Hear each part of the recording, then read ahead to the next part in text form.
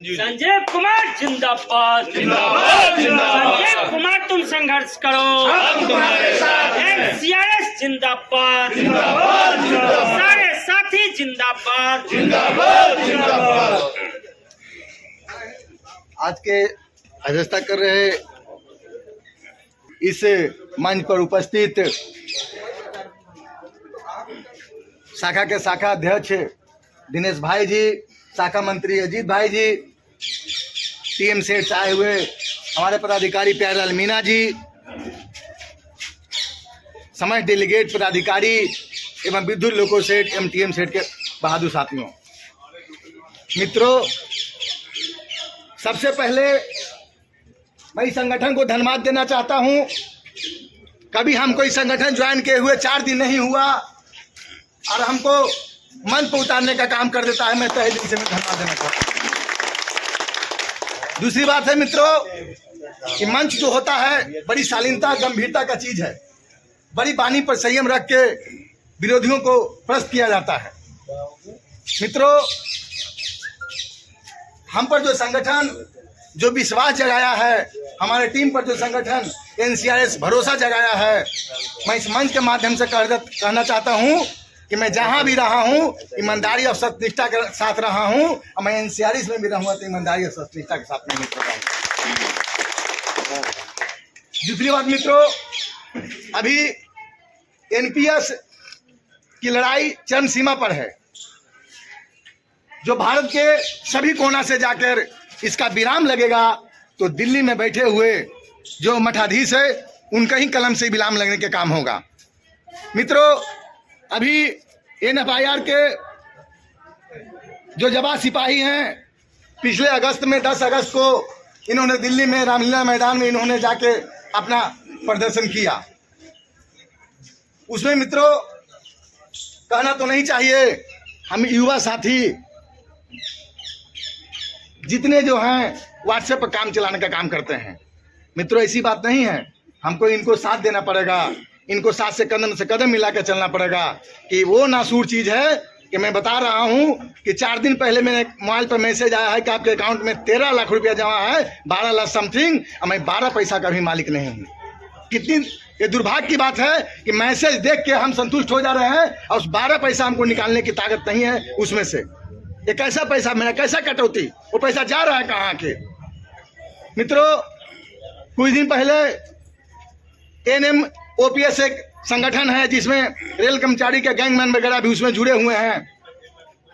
उसमें 2 दिन पहले मेरे एक बहादुर साथी उसमें थे, चंद्रशेखर जी, जो गैंगमैन 18 कैडर के थे, उनका डेंगू से उनका मौत हो गया। उनका एनपीएस में बहुत बड़ा योगदान रहा।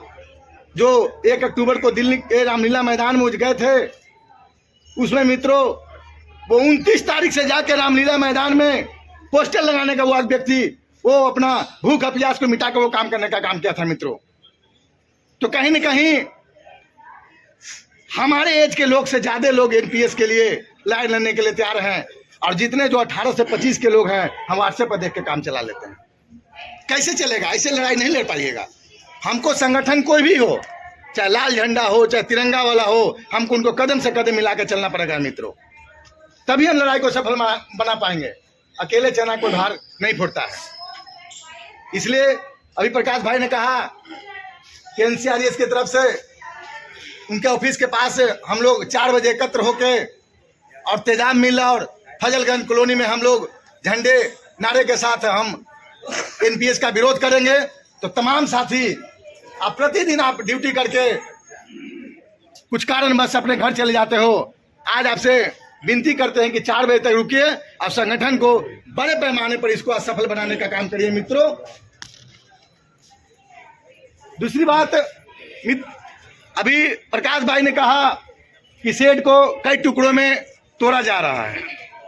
ठीक है, कर लीजिए। तुच्छ नेता नगरी का परिणाम जो शुरू में होता है वो बहुत अच्छा दिखाई देता है।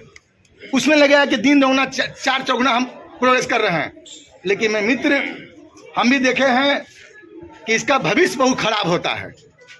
पुराने लोग इसके बारे में जानते होंगे। इतना ही से जिम्मेदारी किसी का खत्म नहीं हो जाता है।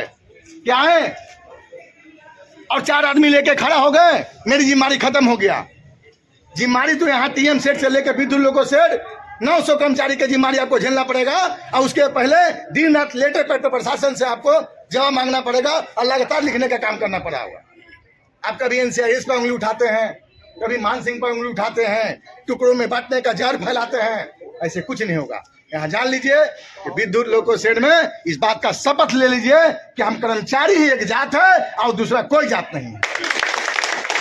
कर्मचारी एकता जिंदाबाद, जिंदाबाद युवा जिंदाबाद शक्ति जिंदाबाद, जिंदाबाद जिंदाबाद एनसीआरएस जिंदाबाद। जिंदाबाद जिंदाबाद। दूसरी बात है, आप जिस शख्स पर उंगली उठाते हैं, कभी सोचे हो, कभी मंडल अध्यक्ष मान सिंह पर कभी मंथन किए हो? कभी 2 शख्स यहाँ थे, डीके मौर्य और मान सिंह जी, जो विद्युत लोको टीएम सेठ और कानपुर को सजा कर रखे हुए थे। उंगली उठाने से नहीं होता है। सोचो, अभी 20 वर्ष नेता नगरी करेंगे तब उनके पास हम करीब बैठने का काबिल बनेंगे। जब गेट 1 का प्रमोशन रुका हुआ था विद्युत लोको सेठ में, यही एनसीआरएस के सिपाही है जो कान्हा पर झंडा लेकर 10 दिन हाहाकार मचाने का काम किया था। जब तक झंडा नहीं रखा, जब तक ग्रेड 1 का प्रमोशन हो नहीं गया। वही मान सिंह है जो नए बिल्डिंग में प्रशासन के मुर्दाबाद का श्री गणेश करने वाला है, तो कानपुर में विद्युत लोको सेठ वही मान सिंह है। एनसीआरएस जिंदाबाद, हमारे साथी जिंदाबाद, आवाज दो। ये वही मान सिंह है जो डाबर की हत्या होने पर 250 आदमी पर FIR लिखा जा रहा था स्टेशन पर, सब पोछी दबा के बैठ गए थे। डीआरएम ऑफिस में जाके बिना भेदभाव के, चाहे वो लाल झंडा हो चाहे एनसीआरएस का हो, 250 आदमी का FIR खत्म कराने का काम किया है, वही मान सिंह है। ये बड़ा व्यक्तित्व है, इसको नुकसान मत पहुंचाओ। छोटी छोटी बातों को लेके, छोटी छोटी आपसी फूट के लेके, ये इमारत है, इसको खड़ा करने का काम करो, इसमें से ईंट निकालने का काम नहीं करो। ये मत सोचो कि 25 में मान सिंह चला जाएगा तो एनसीआर डगमगा जाएगा। आप गौर से देखने की चीज है कि एनसीआरएस को मान सिंह अपने रहते भर में वो इतना मजबूत कर दिया है, और जितने इसके नाम मुंडे थे, एनसीआरएस जिंदाबाद, जिंदाबाद जिंदाबाद एनसीआरएस जिंदाबाद, जिंदाबाद जिंदाबाद। जितने इनके नाम मुंडे कचरे थे, क्या उसको मान सिंह निकाल देने पर दुख होता है?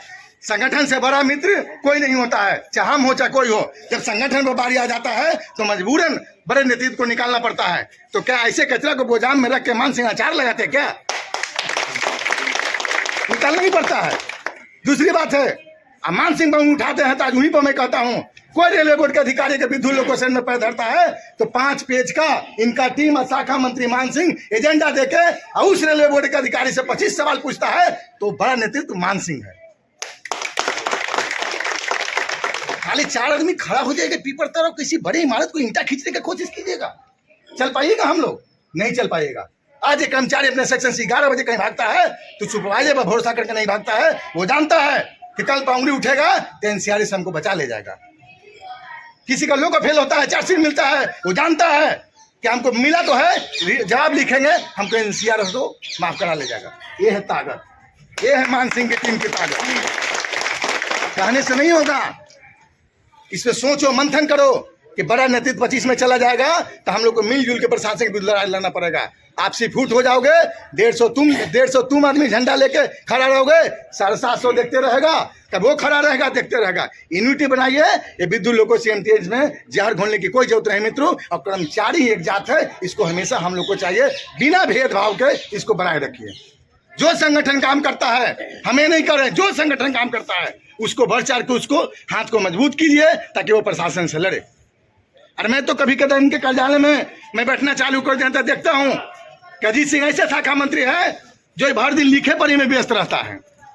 लिखना और टाइप करना प्रशासन को देना कहने से नहीं होता है, उसको मनन करने की चीज़ है। डेली 5 चिट्ठी कभी मेमू सेट के लिए लिखा जाता है, कभी सीनेडी के लिखा जाता है, लिख के टाइपिंग करना, प्रशासन को रिसीव कराना, ये बहुत बड़ी बात है मित्र। ये सबकी बस की चीज़ नहीं है।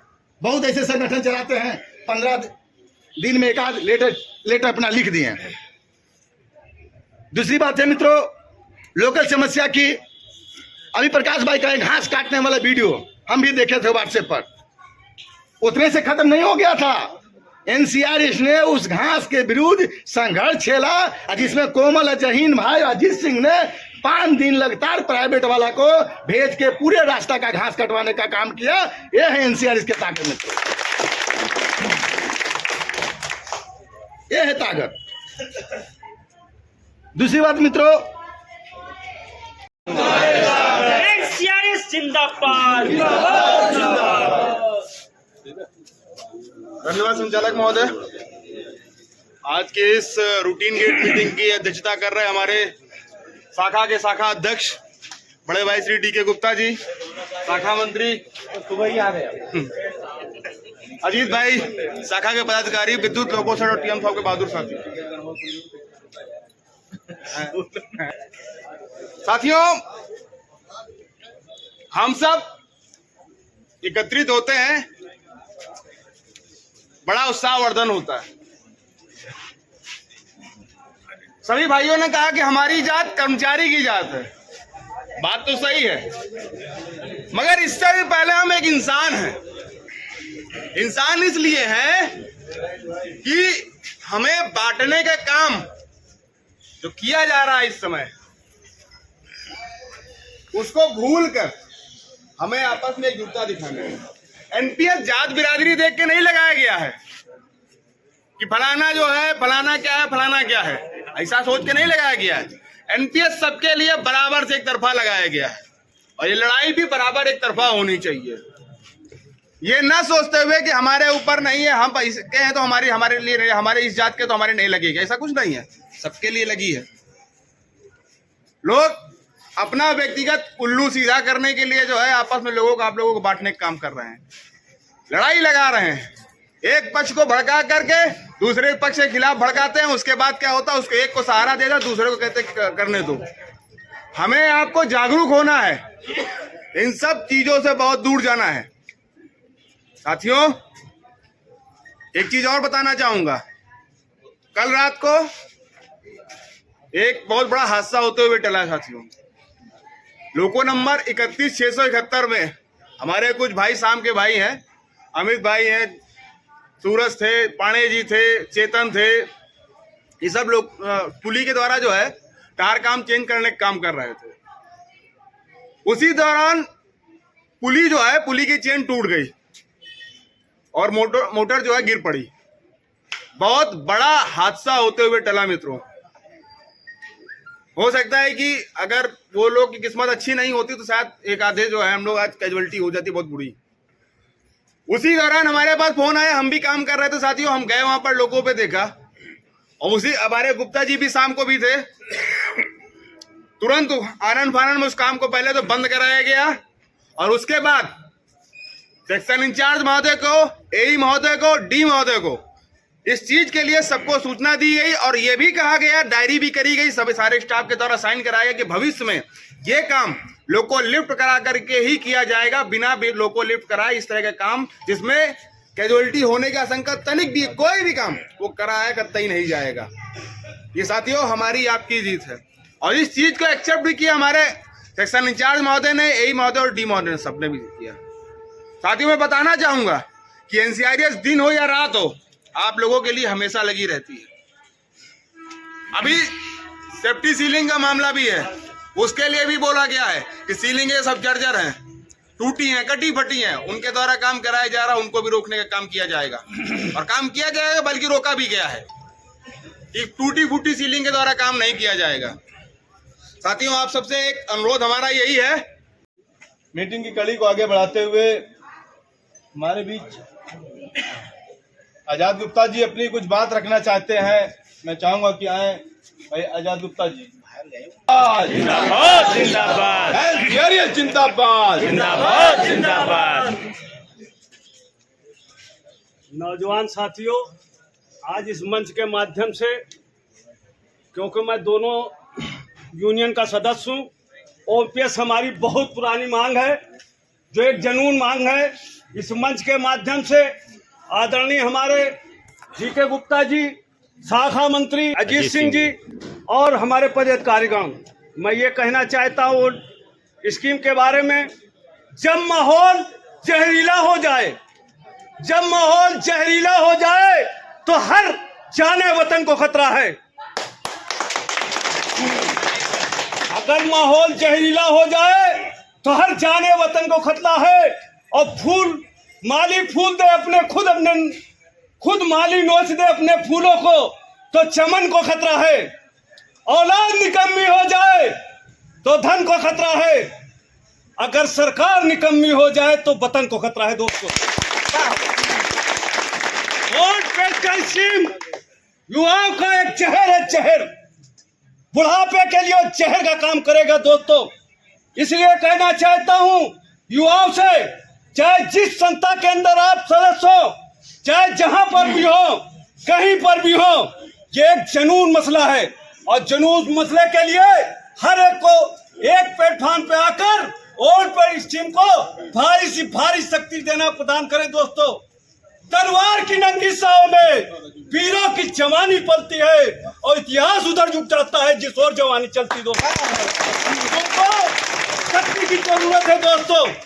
आज ओपीएस के लिए भीड़ की आवश्यकता है, चाहे जिस जगह पर हो, जिस धर्म का हो, जिस जात का हो दोस्तों। मैं ये कहना चाहता हूँ आप लोग से, झंडे के नीचे जब ओपीएस की बात आवे तो एकजुट हो जाओ।